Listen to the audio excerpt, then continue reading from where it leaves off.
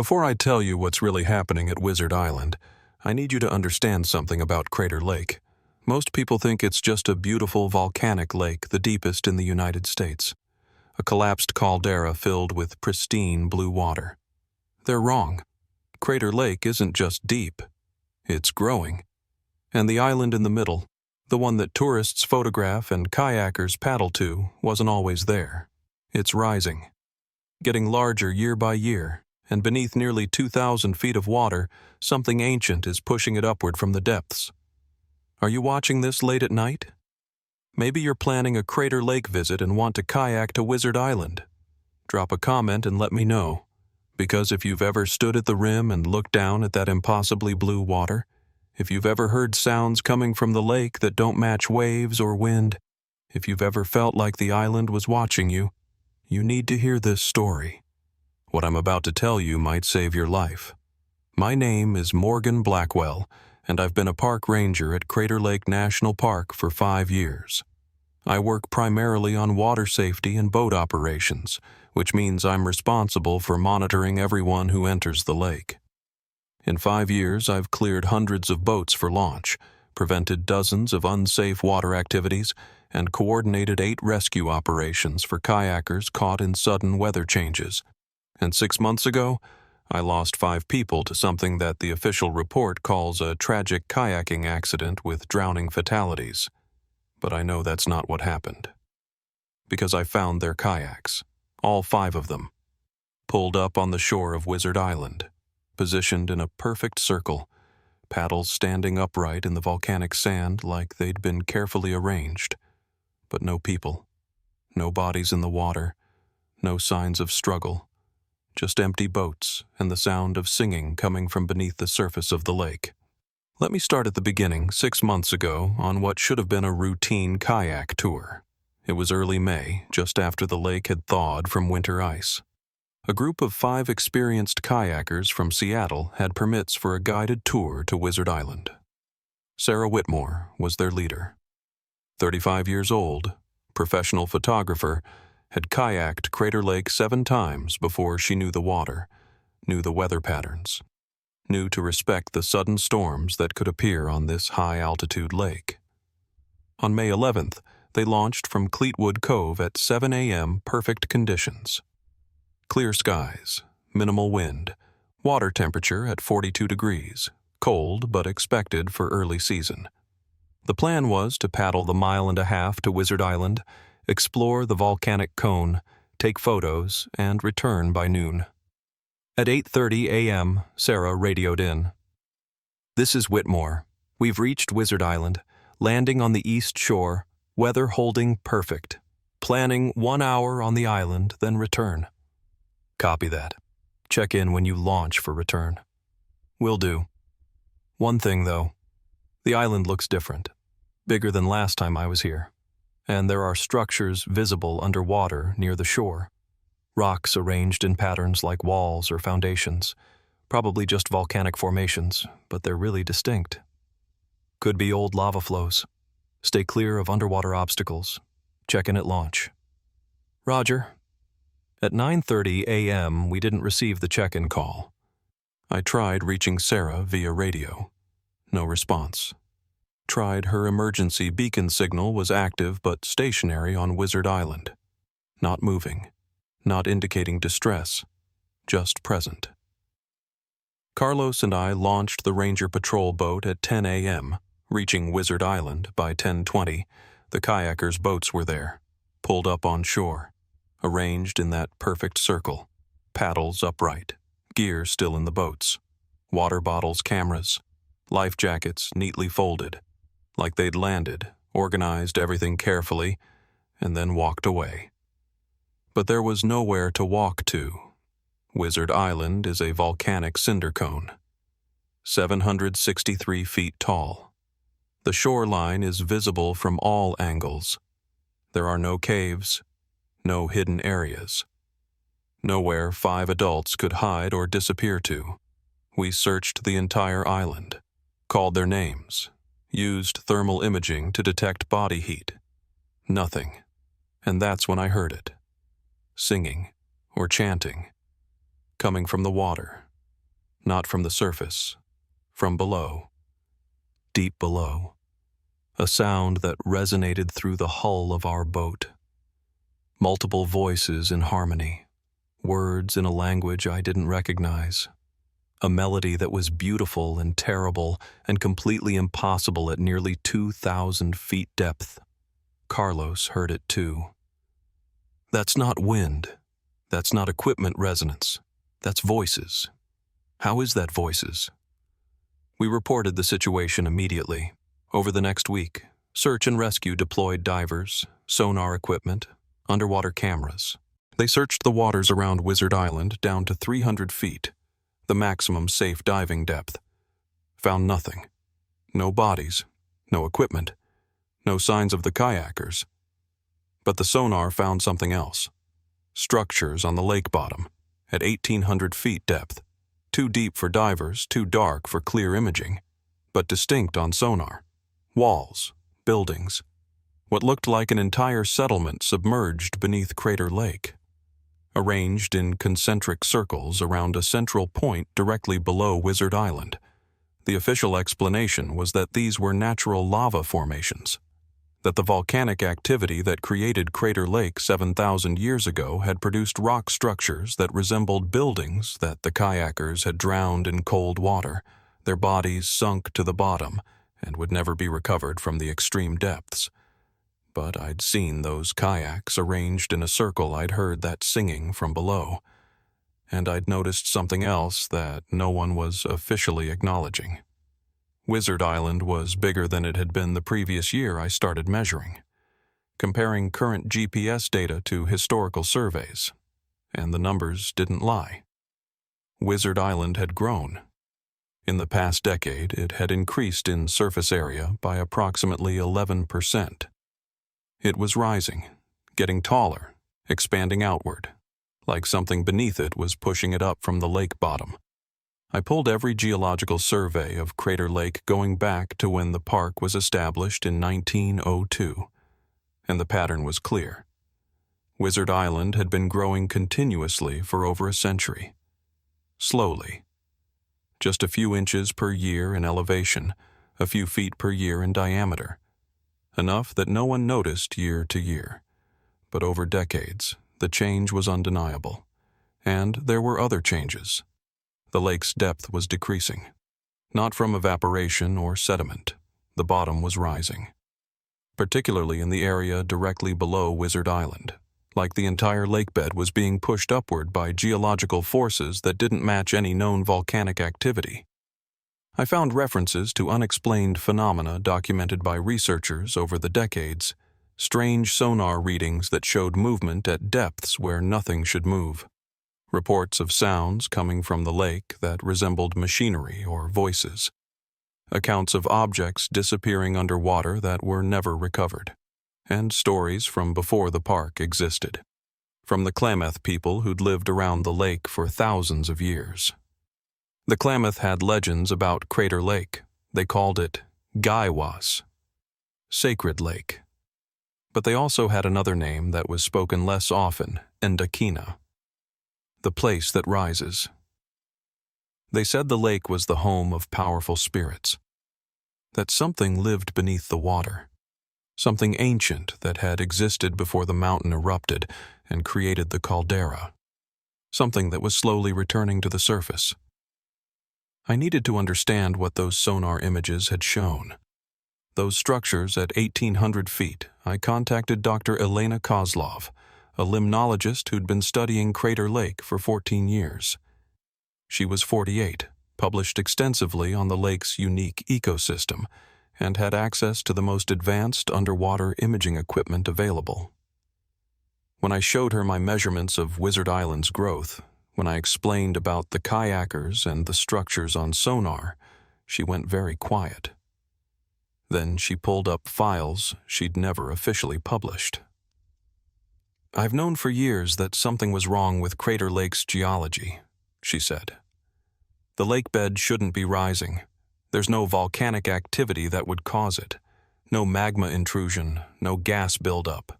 But the bathymetric data shows clear upward displacement, particularly in the area below Wizard Island."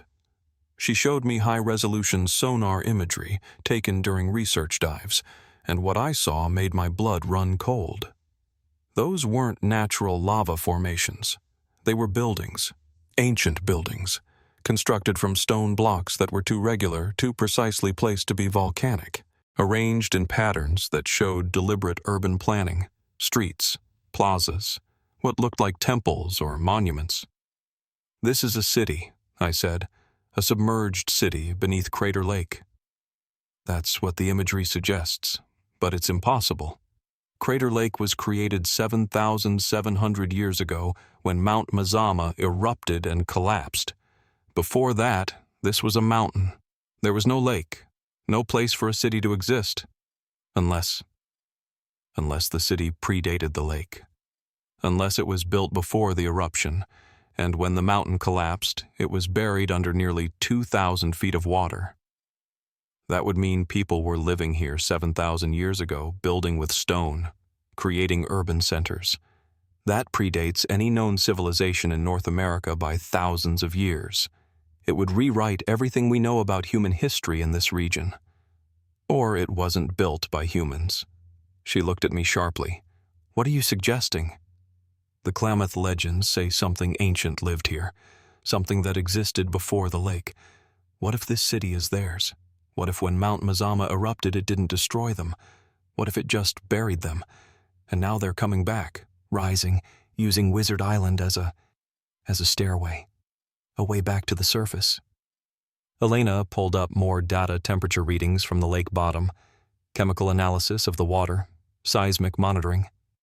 "There are anomalies, heat signatures at depths where geothermal activity shouldn't exist, water movement patterns that suggest currents flowing up from the lakebed, and sounds. I've recorded them for years, acoustic phenomena that don't match any natural source." She played audio recordings. And there it was, that singing, that chanting, recorded at various depths throughout the lake, sometimes faint, sometimes loud enough to be clearly distinct, always in that same unknown language, always with that same haunting melody. "The sounds intensify when people go to Wizard Island," Elena continued. "I've been correlating disappearances with acoustic activity. Every time someone goes missing at the island, the recordings show increased vocal phenomena in the days before and after, like something down there is calling, drawing people to the island, taking them." "How many disappearances have there been? Total?" She pulled up a file. "Since the park opened in 1902, there have been 23 unexplained disappearances associated with Wizard Island. Not drownings where bodies were recovered. People who simply vanished, usually while kayaking or boating to the island, always with their vessels found empty at the shore, and always with reports of unusual sounds from the water. 23 people over 120 years. That's roughly one every 5 years. The rate is increasing. 5 of those disappearances happened in the last decade, including your kayakers 6 months ago.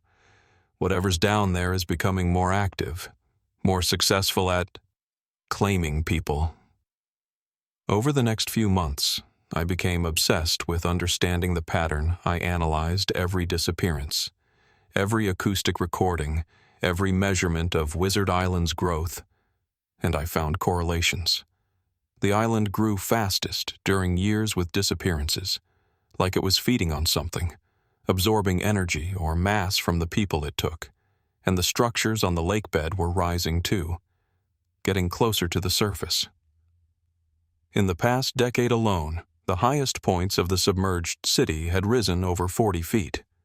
At the current rate of rise, I calculated that within 30 years, parts of the underwater city would break the surface, would become visible, would emerge from Crater Lake as new islands or land masses, and whatever lived down there, whatever had built those structures millennia ago, would have access to the surface world again. I took my findings to Leonard Wade, the park superintendent. He was 62, 26 years at Crater Lake, planning to retire in 6 months. When I showed him the evidence, when I explained what Elena and I had discovered, his reaction surprised me. I was wondering when someone would figure it out, he said calmly. What we've been managing since I started here. You know about the city? About what's rising?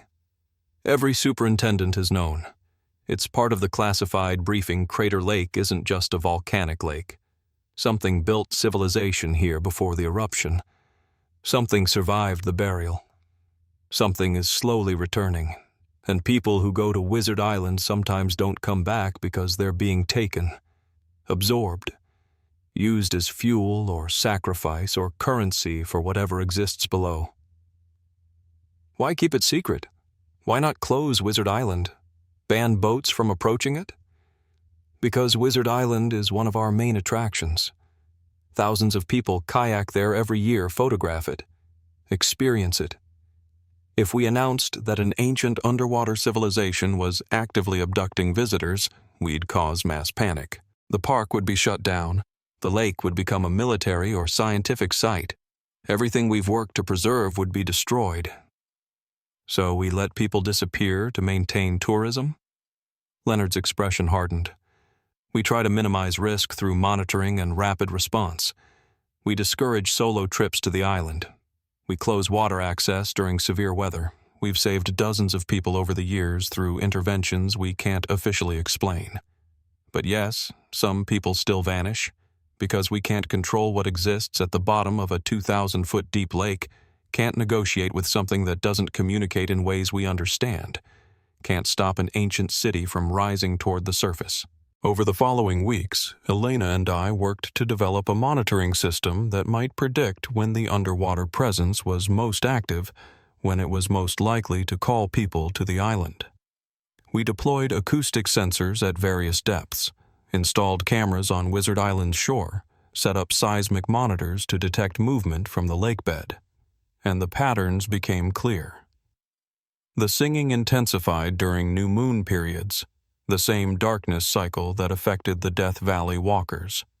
The structures on the lakebed showed increased heat signatures during these times, and water samples revealed unusual bioluminescence, not from algae or plankton, from something else, something that glowed with a blue-green light at depths where no photosynthetic life should exist.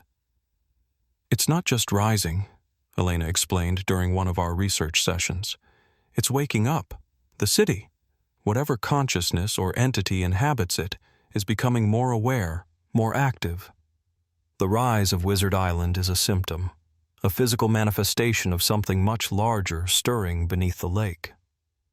She showed me thermal imaging of the lakebed, and I could see it.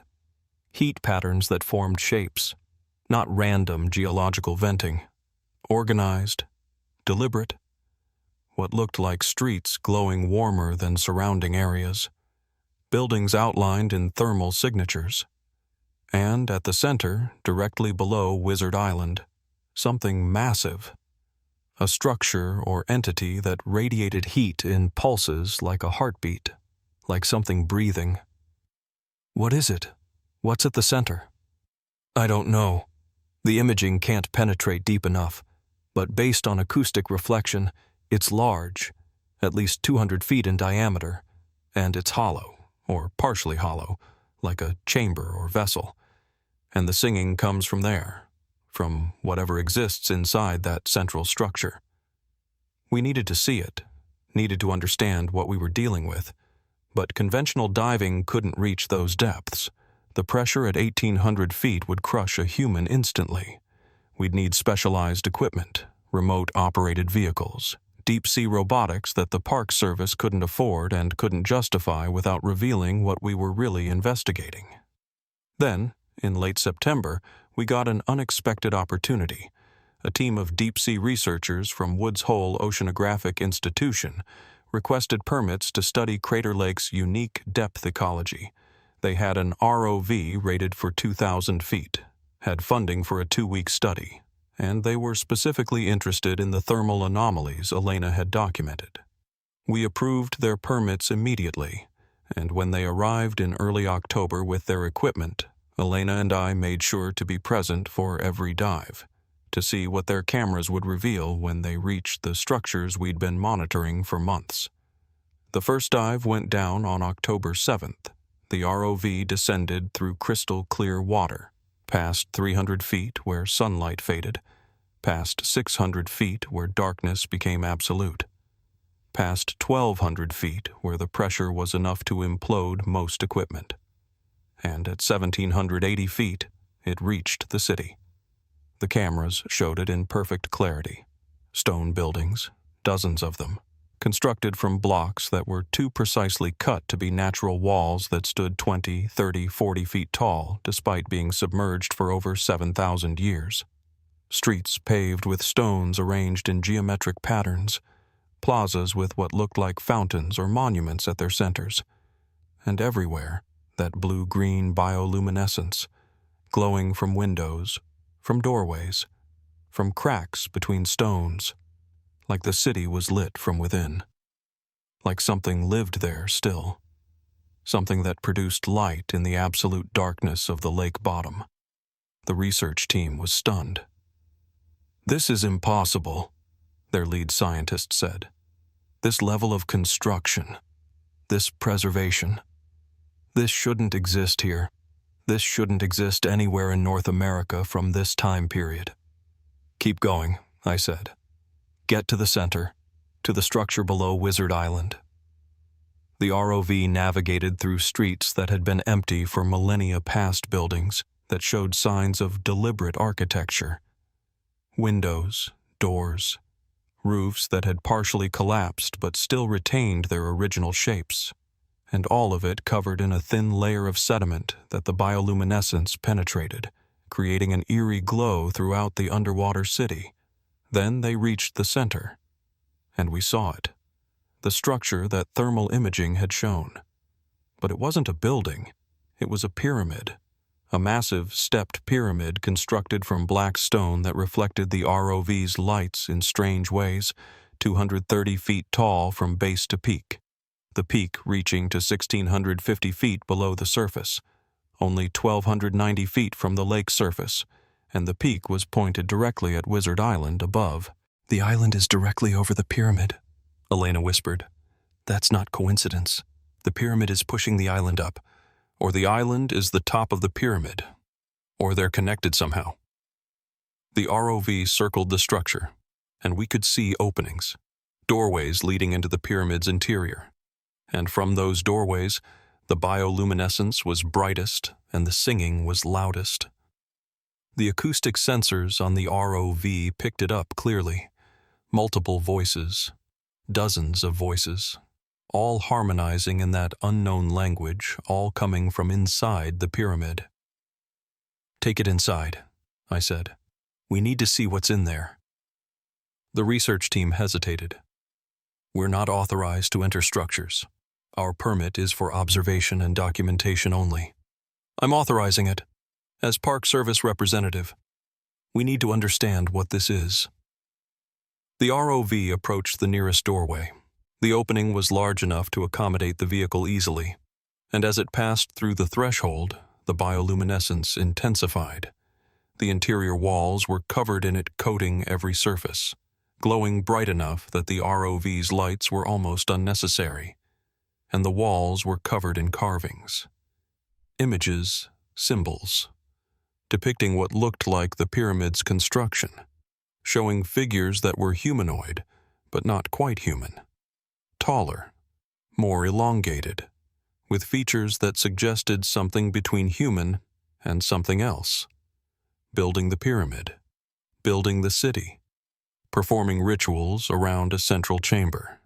The ROV followed a corridor deeper into the structure. The singing grew louder, more distinct. We could hear individual voices now, some high, some low, all weaving together in complex harmonies that human vocal cords couldn't produce. And then the corridor opened into a chamber, the central chamber. And we saw them, figures, dozens of figures, standing in concentric circles around a central point. They were tall, 7, 8 feet. Their bodies were humanoid, but their proportions were wrong. Arms too long, torsos too narrow, heads elongated, and they glowed with that same bioluminescence. Their skin, if it was skin, was translucent.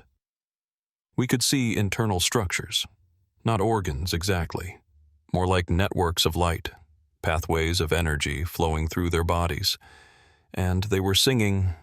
Their mouths, if those openings were mouths, were moving, creating the sounds we'd been hearing for months, the chanting, the calling, the song that drew people to Wizard Island.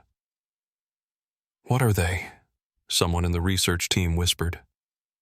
But I knew, or thought I knew. These were the builders, the original inhabitants, the ones who'd created the city before Mount Mazama erupted. They weren't human, weren't from any civilization we knew about. They were something else, something ancient that had lived here thousands of years before humans arrived in North America. And they hadn't died when the volcano buried them. They'd adapted, survived, continued to exist at the bottom of Crater Lake for over 7,000 years. And now they were rising, pushing their pyramid closer to the surface, using Wizard Island as a conduit, taking people who came to the island to fuel their rise or to join their chorus or to serve some purpose we couldn't understand.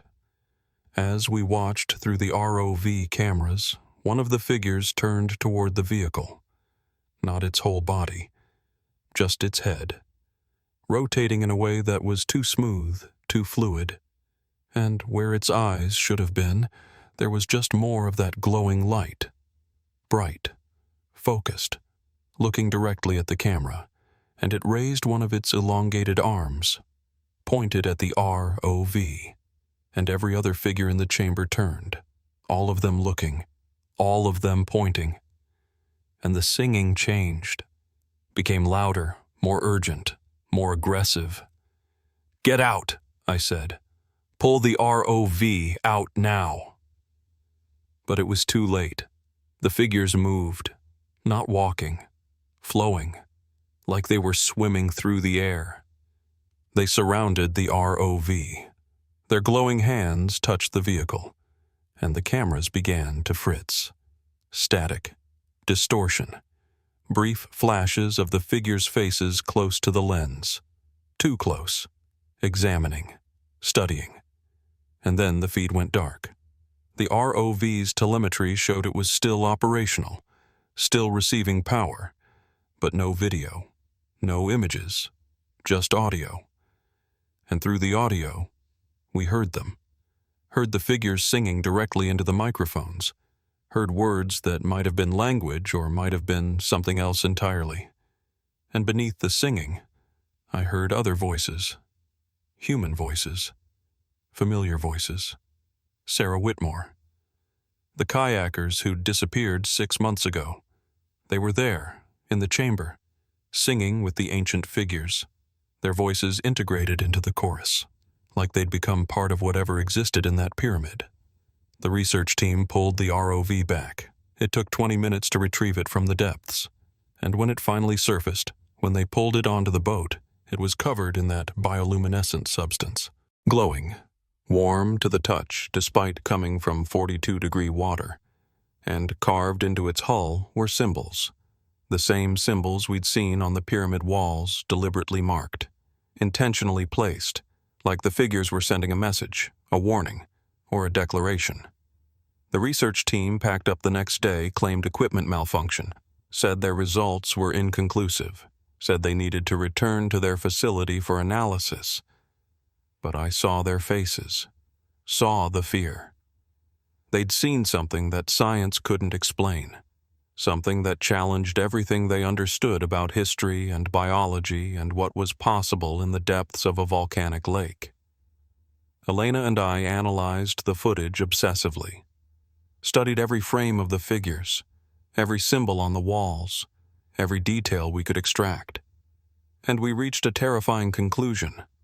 The pyramid wasn't just rising, it was timing its rise, calculating, waiting for the moment when the peak would break the surface, when Wizard Island would become the top of the pyramid, when the connection between the depths and the surface would be complete.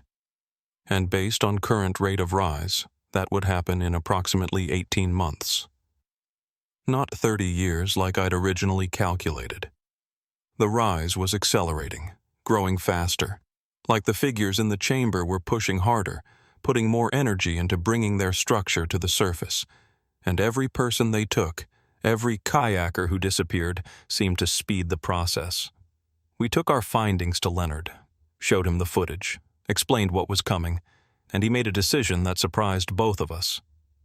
We're closing Wizard Island effective immediately. No boats, no kayaks, no access of any kind. On what grounds? We can't show people this footage, can't explain about the pyramid. We don't have to. We cite structural instability, say the island is showing signs of volcanic activity, that it's unsafe for visitors. It's not even a lie. The island is rising. There is geological change happening. We just don't mention that it's being pushed by an ancient civilization. The closure went into effect in mid-October. All boat launches to Wizard Island were prohibited. The official reason was elevated seismic activity and potential volcanic hazard. Most visitors accepted it. Some grumbled. A few conspiracy theorists suggested the park was hiding something. But without proof, without access, there was nothing they could do, and for 6 weeks, it worked. No one approached the island. No one disappeared. The acoustic sensors showed the singing continued, but at lower intensity, like the figures in the pyramid were frustrated, like they'd been denied something they needed. Then, in early December, we detected changes. The singing intensified. The thermal signatures grew hotter. The rate of rise increased dramatically. Wizard Island was growing faster than ever, several inches per week instead of per year. And the peak of the pyramid was now only 1,100 feet below the surface. "They're compensating," Elena said. "Without people to take, they're using a different energy source, drawing from something else. Maybe the geothermal system, maybe the volcanic magma chamber beneath the lake. Whatever they're doing, it's working. They're accelerating toward the surface." And then we saw movement on our island cameras. At night, when the island should be empty, figures on the shore, glowing faintly with that blue-green light. Tall, elongated.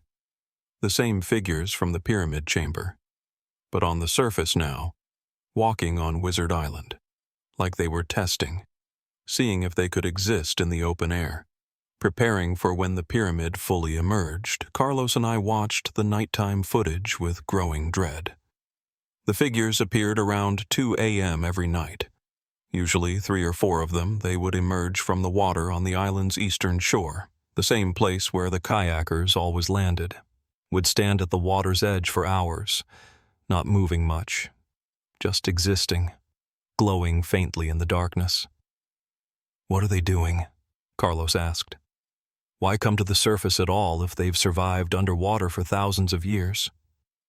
"Testing," I said, "seeing if they can breathe air, if they can tolerate surface conditions. They're preparing for when the pyramid breaks through, when they can permanently occupy surface territory again."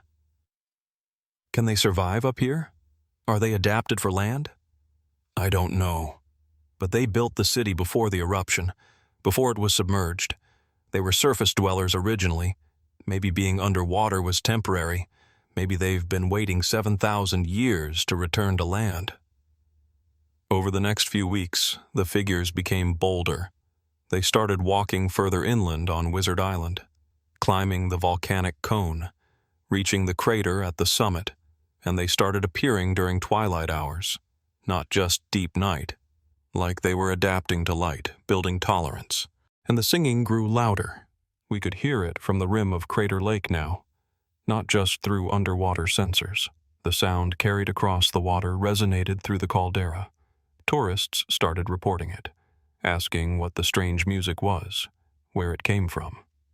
We told them it was wind patterns in the caldera acoustic phenomena from the unique geology. Most believed it, but some didn't. Some started posting videos online, recording the singing, analyzing the sounds, trying to translate the language, and the theories multiplied. Underwater speakers, hidden installation art, secret military experiments, ancient spirits.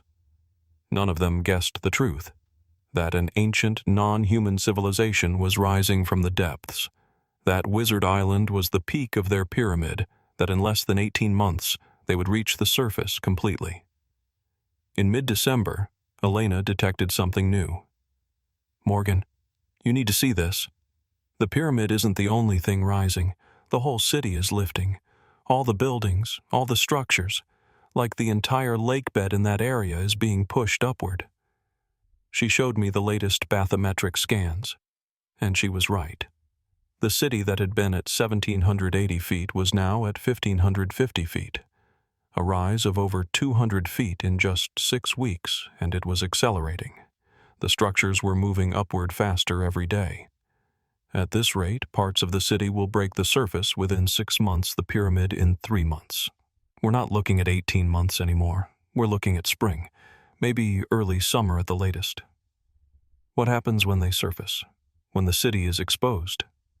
I don't know, but based on the figure's behavior, I think they'll claim it, occupy it, make it theirs again, and Crater Lake will have a massive ancient city rising out of its center, thousands of structures, miles of streets, and dozens, maybe hundreds, of those glowing figures living there. The Park Service will never allow it. Federal government will intervene. Military will probably get involved. Maybe, but can they stop it? Can anyone stop a geological rise this massive? The energy required to push that much mass upward is beyond anything human engineering could counter. Whatever's driving this, it's more powerful than anything we have access to. I went to Leonard with the updated timeline, showed him Elena's projections, and he made a call I didn't expect. He contacted the Department of Interior directly, requested an emergency meeting with senior officials, prepared to tell them everything. "We're out of options," he said. "In 3 months, this becomes impossible to hide. Better to get ahead of it, prepare responses, figure out how to manage what's coming." The meeting happened in early January. Federal officials flew in. Homeland Security, USGS, Department of Defense. They reviewed all our evidence, watched the ROV footage, listened to the acoustic recordings, and their response was predictable. Contain it. Restrict access. Classify everything, and prepare for the possibility that when the pyramid surfaces, they might need to use force to prevent the figures from establishing a foothold on Crater Lake. "These entities are on federal land," one official said, "in a national park. If they emerge, they'll be contained, studied, controlled." "You're talking about beings that have survived at the bottom of a 2,000-foot deep lake for 7,000 years, Elena countered. "That built a city we can't begin to understand, that can apparently absorb human consciousness and integrate it into their own. You really think you can control them?" "We'll do what's necessary to maintain security and public safety." They established a perimeter around Crater Lake, closed the entire park to visitors indefinitely. The official reason was extreme volcanic hazard and potential eruption risk. It wasn't entirely false. Something was definitely coming up from the depths, just not lava. Over the next 2 months, we watched the city rise, watched as structures began breaking through the deepest parts of the lake towers and spires emerging first, made of that same black stone that reflected light strangely, covered in bioluminescence, glowing through the water, creating an eerie illumination across the entire lake at night. Wizard Island grew taller, the volcanic cone expanded, cracks appeared in the surface as the pyramid beneath pushed upward, and through those cracks we could see it. The black stone, the carvings, the same symbols we'd seen in the central chamber. The figures no longer hid. They walked openly on Wizard Island during the day. Dozens of them, hundreds, emerging from the lake, standing on the shore, watching, waiting, and always singing. That constant harmony that echoed across the water day and night. Military established positions around the lake rim, set up equipment, monitored constantly. But they didn't intervene. There was no attack. because what were they fighting against? The figures weren't enemies. They were just there. They wanted back what belonged to them before the mountain buried them. Then, in early March, it happened. The pyramid's peak rose to the surface. At first it emerged slowly, just the tip, a black piece of rock rising above the water, right in the middle of Wizard Island. And as it rose, the island split in two. It shattered. It revealed that Wizard Island had never been a separate volcanic cone. It had always been the top of the pyramid. Covered in volcanic material, it looked like a natural formation, but underneath, there had always been the pyramid. Within 48 hours, it rose another 100 feet. The black stone structure became fully visible, a massive stepped pyramid dominating the center of Crater Lake. Around it, other structures emerged, the outer rings of the city, rising like islands. In the water that had been empty just a few months ago, an archipelago created by ancient architecture had appeared. The figures climbed the pyramid, gathered at its peak, and their singing reached a crescendo. Not just the dozens we'd seen, hundreds, maybe thousands, all glowing with that blue-green bioluminescence, all adding their voices to a chorus that could be heard for miles. And then they opened the chamber doors, the same doorways the ROV had entered at the bottom of the lake, now exposed to open air. And from those doorways, more figures emerged. But these were different, larger, more elaborate, decorated with what might have been clothing or might have been natural features. Leaders, maybe, priests, rulers.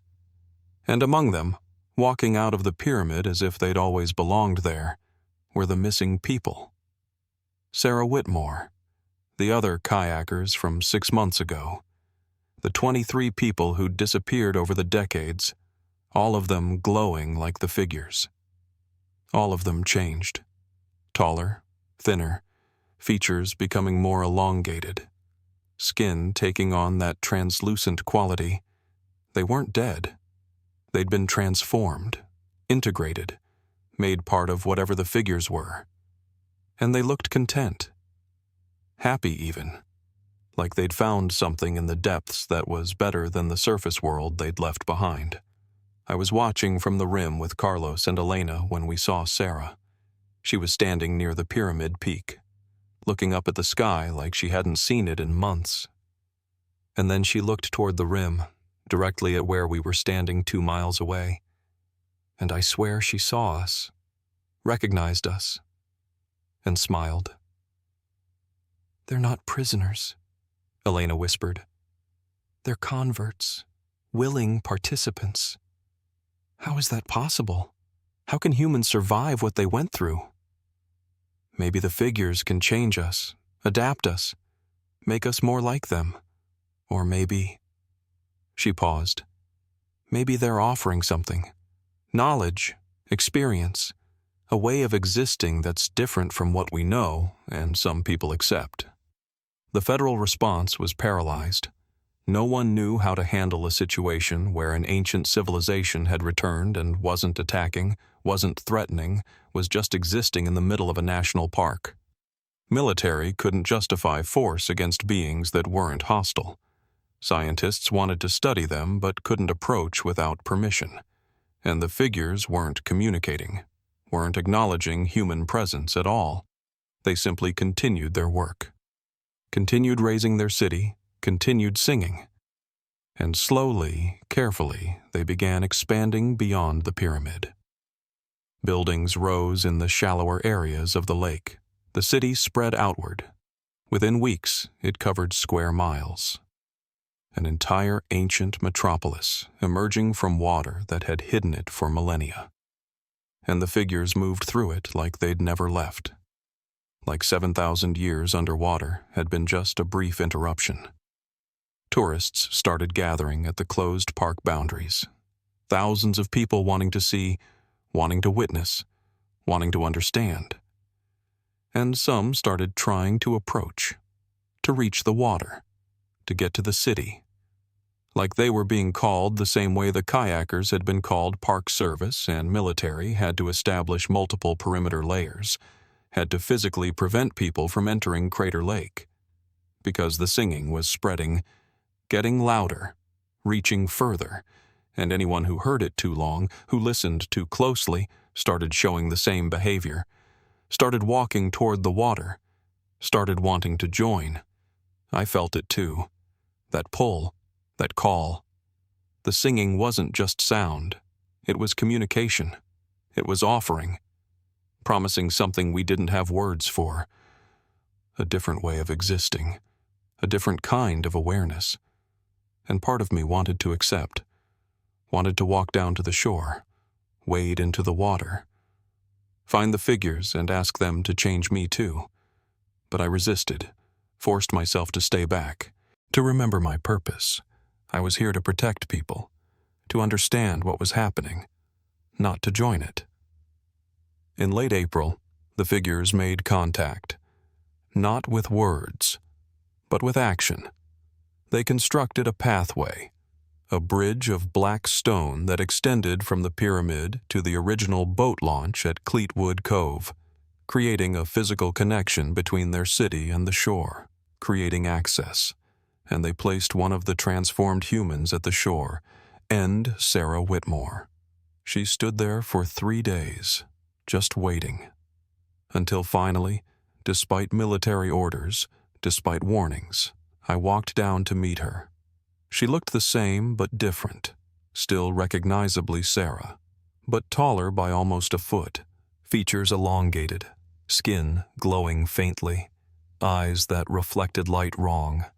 And when she spoke, her voice was layered, like multiple voices harmonizing together. "Morgan, thank you for coming. Sarah, what happened to you? Where have you been? Below learning, becoming. They showed me things, Morgan, about what existed here before the mountain, about what they are, about what we could be. Are you still human? Are you still you?" She smiled. "I'm more than I was. They don't destroy.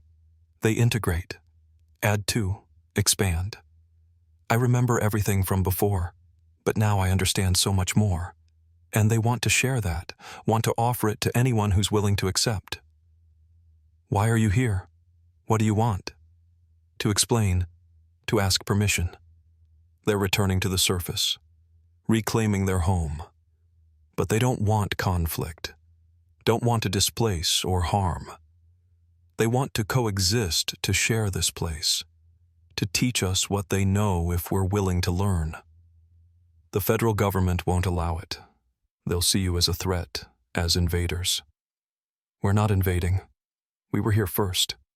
We built this city 8,000 years ago, before humans came to this continent, before your civilizations existed. We were displaced by the eruption, buried, but we adapted, survived, and now we're simply coming home. What are you? What are they? Ancient, older than you can imagine. Not from here originally, but we've been here so long that this is home. This is where we belong. And the humans who join us, they belong here too now. We're offering evolution, Morgan. Transformation. A chance to become something more than baseline humanity. You're trying to recruit people, convert them. We're offering choice. Anyone who comes to us willingly, who accepts the change, can join. Anyone who doesn't want that, we won't force. We just want to exist, to share this space, to slowly, over time, integrate our civilizations if your people are willing. I reported the conversation to Leonard and the federal officials, and the debate began. Some wanted to treat the figures as hostile and prepare for military action. Others wanted to study them, negotiate, establish diplomatic relations. Still others wanted to evacuate the entire region and contain Crater Lake as a quarantine zone. But the figures made the decision for us. Over the next 2 months, they completed their city, raised it fully above the water, created a massive ancient metropolis in the center of Crater Lake. and they opened it. Invited people to visit, to walk the streets, to see what they'd built, to hear their story. And people came. Despite warnings, despite military presence, despite everything we did to prevent it, they came, walked across the bridge, entered the city, and some of them never left. Chose to stay, chose to transform, chose to become part of something ancient and strange and beautiful. I don't work at Crater Lake anymore. The park is permanently closed to traditional tourism. It's now classified as a joint human figure cultural site, a place where two civilizations are attempting to coexist, where some humans live normal lives on the rim and others descend to the city and become something else. Sarah is still there, still transforming. Last time I saw her, she was barely recognizable as human, but she was happy, content, living in ways I can't begin to understand. Elena stayed, accepted a research position studying the figures and their biology, trying to understand how they survived, how they transform humans, what they really are. She sends me reports sometimes, findings that challenge everything we thought we knew about life and consciousness and what's possible. And every night, I still hear it. The singing, even hundreds of miles away, in my dreams, in quiet moments, calling, offering, promising transformation if I'm willing to accept it. Maybe someday I will. Maybe someday I'll return to Crater Lake, walk across that bridge of black stone, find Sarah or one of the others, and ask them to change me too, because the island in the middle wasn't always there. Wizard Island was the peak of something ancient, something that waited beneath the water for 7,000 years, something that's finally returned to the surface, and it's offering us a choice, staying as we are, or becoming more, joining the city, harmonizing with beings older than our civilizations, transforming into something we cannot yet even imagine. The song continues, the city grows, and people keep descending, transforming, joining the chorus echoing day and night at Crater Lake. If you visit Oregon, stand at its edge, look down at the impossible city rising from America's deepest lake, hear the song, feel the call, you too will have to make this choice, to remain human, or to become something else, something ancient, something that remembers when the mountain was whole and the city grew beneath the open sky. The figures are patient, the figures wait, and the figures sing constantly. They call constantly. They constantly offer change to anyone willing to descend. We are simply trying to make sure that people understand what they are choosing before they cross that bridge, before they enter the city, before they become part of something we are only beginning to understand.